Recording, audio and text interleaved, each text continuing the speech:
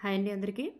ఆధునిక విద్యకు సంబంధించి పెర్స్పెక్టివ్స్‌లో భాగంగా ఆధునిక విద్యకు సంబంధించిన మోస్ట్ ఇంపార్టెంట్ బిట్స్ అనేవి చూద్దాం. వీటి నుండి బిట్స్ అనేవి రావడం జరుగుతుంది. ఎవరి రాకతో ఆధునిక విద్యా విధానం అనేటటువంటిది ప్రారంభమైంది? ఆధునిక విద్యా విధానానికి ఆద్యులు ఎవరు? ఎవరి రాకతో ఆధునిక విద్యా విధానం ప్రారంభమైంది అని అడిగినా, ఆధునిక విద్యా విధానానికి ఆద్యులు ఎవరు అని అడిగినా, అది ఎవరు అంటే పోర్చుగీసు వారు. భారతదేశానికి సముద్ర మార్గాన్ని కనిపెట్టినటువంటి వాస్కోడిగామా ఎవరు అంటే పోర్చుగీసు నావికుడు అనమాట. నెక్స్ట్ వన్, ఆధునిక విద్యకు ఆద్యులు ఎవరు? ఆధునిక విద్యకు ఆద్యులు ఎవరంటే పోర్చుగీసు వారు. ఆధునిక విద్యకు ఆద్యులు పోర్చుగీసు వారని ఎవరు చెప్పారు? అసలు ఈ విషయాన్ని చెప్పినది ఎవరు? ఈ విషయాన్ని చెప్పినది ఎస్ఎన్ ముఖర్జీ ఆధునిక విద్యకు ఆద్యులు పోర్చుగీసు వారిని పేర్కొనడం జరిగినది. బొంబాయి దగ్గర సెయింట్ కళాశాలను స్థాపించినటువంటి పోర్చుగీసు మత ప్రవక్త ఎవరు? బొంబాయి దగ్గర సెయింట్ కళాశాలను స్థాపించిన పోర్చుగీసు మత ప్రవక్త ఎవరు? సెయింట్ ఫ్రాన్సిస్ జేవియర్ అనేటటువంటి వ్యక్తి. నెక్స్ట్ వన్ చూద్దాం. భారతదేశంలో మొట్టమొదటి ముద్రణాలయం ఎక్కడ స్థాపించబడింది? మొట్టమొదటి ముద్రణాలయం అనేటటువంటిది ఎక్కడ స్థాపించారు అంటే కొచ్చిన్లో స్థాపించడం జరిగింది.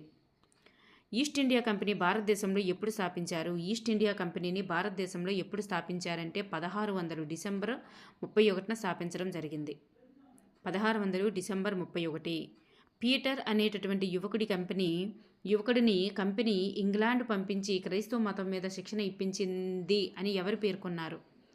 ఈ విషయాన్ని ఎవరు పేర్కొన్నారు అంటే ఎన్ఎన్ లా అనేటటువంటి వ్యక్తి పేర్కొనడం జరిగింది.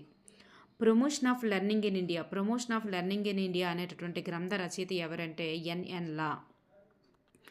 ఆధునిక విద్యా పితామహుడుగా ఎవరిని పేర్కొంటారు? ఆధునిక విద్యా విధానానికి పితామహుడైతే చార్లెస్ వుడ్. విధానము అనే వర్డ్ వస్తే ఆధునిక విద్యా విధానానికి పితామహుడు చార్లెస్ వుడ్. ఇక్కడ విధానం కాకుండా ఆధునిక విద్యా పితామహుడు ఎవరనంటే చార్లెస్ గ్రాంట్. ఆధునిక భారతదేశంలో భారతీయులకు ఆంగ్ల ఆవశ్యకతను గుర్తించింది ఎవరు? Charles grant.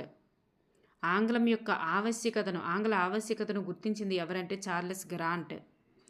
భారతీయుల యొక్క స్థితిగతులపై అబ్జర్వేషన్ అనే పుస్తకాన్ని రచించింది ఎవరంటే చార్లెస్ గ్రాంట్. చాలా చాలా ఇంపార్టెంట్ అయినటువంటి బిట్స్ ఈ రెండు కూడా. చార్లెస్ గ్రాంట్ అబ్జర్వేషన్ పుస్తకంలో భారతీయులను బాగుపరచాలంటే ఈ క్రింది చర్యలు తీసుకోవాలని సూచించారు. ఆంగ్ల భాష, క్రైస్తవ మత స్వేచ్ఛ, అలాగే విద్యను అందించడం. చూడండి, ఆంగ్ల భాష గురించి చెప్పారనమాట, క్రైస్తవ మత స్వేచ్ఛ గురించి చెప్పారు, విద్య అందించడం గురించి చెప్పారు. ఈ మూడు కూడా అబ్జర్వేషన్ అనేటటువంటి పుస్తకంలో చార్లెస్ గ్రాంట్ చెప్పడం జరిగింది. చార్లెస్ గ్రాంట్ రాసినటువంటి అబ్జర్వేషన్ పుస్తకాన్ని బ్రిటిష్ పార్లమెంటులో ప్రవేశపెట్టినది ఎవరు? విల్బర్ ఫోర్స్ అనేటటువంటి వ్యక్తి. బ్రిటిష్ ప్రభుత్వం భారతీయులకు విద్య అందించడం కోసం ఏ చట్టంలో ప్రకటించింది? 1813 చార్టర్ చట్టంలో ప్రకటించిందనమాట. 1813 చార్టర్ చట్టంలో ప్రకటించింది. దీని ఫలితంగా దేశంలో ప్రాక్పశ్చిమవాదం అనేటటువంటిది బయలుదేరింది. దేని ఫలితంగా? చార్టర్ చట్టం ఫలితంగానే ఇటు ఇంగ్లీషు అంటే ఇంగ్లీష్ భాషన ఇంగ్లీష్ భాషలో బోధించాలా, మాతృభాషలో బోధించాలని చెప్పేసి ఈ రెండు భాషల్లో ఏ భాషలో బోధించాలి, విద్యా విధానం ఉండాలని చెప్పేసి పశ్చిమవాదం అనేటటువంటిది ఏర్పడిందనమాట ఈ చార్టర్ చట్టం మూలంగానే. నెక్స్ట్, క్రింది వారంలో 1813 చార్టర్ చట్టంలో పేర్కొననిది ఏమిటి? చూడండి, ఇక్కడ క్రైస్తవ మత స్వేచ్ఛ గురించి, విద్యకు ₹1,00,000 కేటాయించడం గురించి, విద్యకు కంపెనీ బాధ్యత వహించడం కోసం ఈ మూడు కూడా పేర్కొన్నారు. అయితే ఈ విద్యకు కంపెనీ బాధ్యత వహించకపోవడం అనేటటువంటిది మాత్రం పేర్కోలేదు. కంపెనీయే బాధ్యత వహించాలి, విద్యకు కంపెనీయే బాధ్యత వహించాలి, విద్యకు ₹1,00,000 గ్రాంట్ కేటాయించాలి, అలాగే క్రైస్తవ మత స్వేచ్ఛ అనేటటువంటిది ఈ మూడు కూడా చార్టర్ చట్టంలో ఉన్నాయి. నెక్స్ట్, ఆంగ్ల భాష కోసం ఉద్యమించినటువంటి సంఘ సంస్కర్త ఎవరు? ఆంగ్ల భాష కోసం ఉద్యమించినటువంటి సంఘ సంస్కర్త ఎవరంటే రాజా రామ్మోహన్ రాయ్. కంపెనీకి ఉన్న తక్కువ వ్యయంతో అందరికీ విద్య అందించడం సాధ్యం కాదు. అందుకు కంపెనీ ధనవంతులకు మాత్రమే విద్య అందించడం కోసం ప్రతిపాదించినటువంటి సిద్ధాంతం ఇదే అదో వడపోత సిద్ధాంతం అంటారనమాట.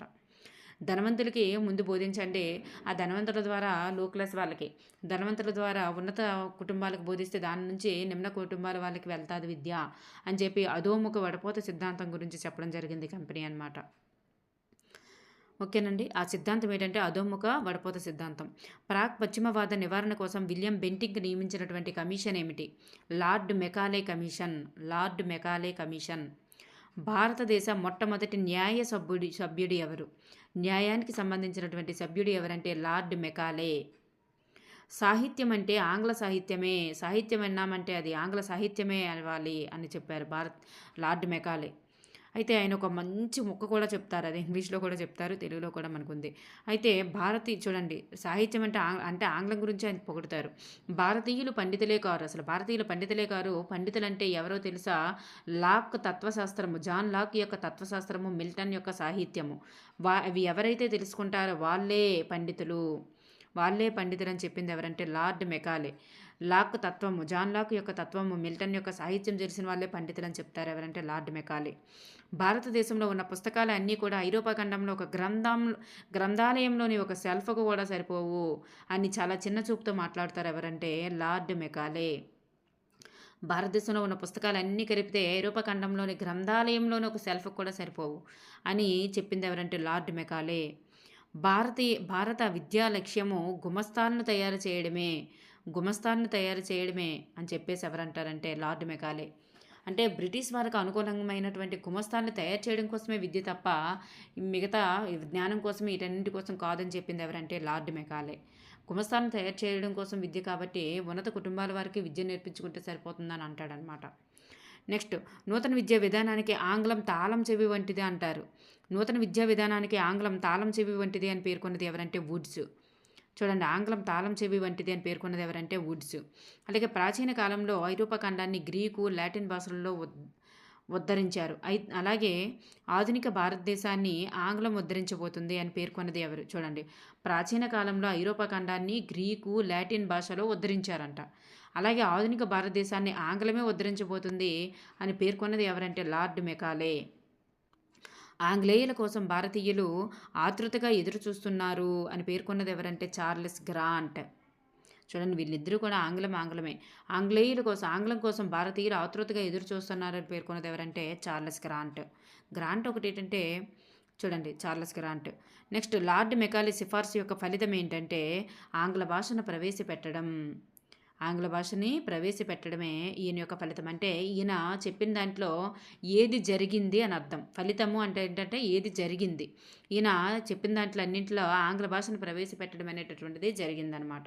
ఈయన సిఫార్సు మీదగా మళ్ళీ ఆంగ్ల భాషను ప్రవేశపెట్టారు. తర్వాత ప్రాక్పశ్చిమవాదం ఇవన్నీ జరిగాయి అనమాట. నెక్స్ట్, భారతదేశంలో ఆంగ్ల భాషలో ప్రవేశపెట్టినటువంటి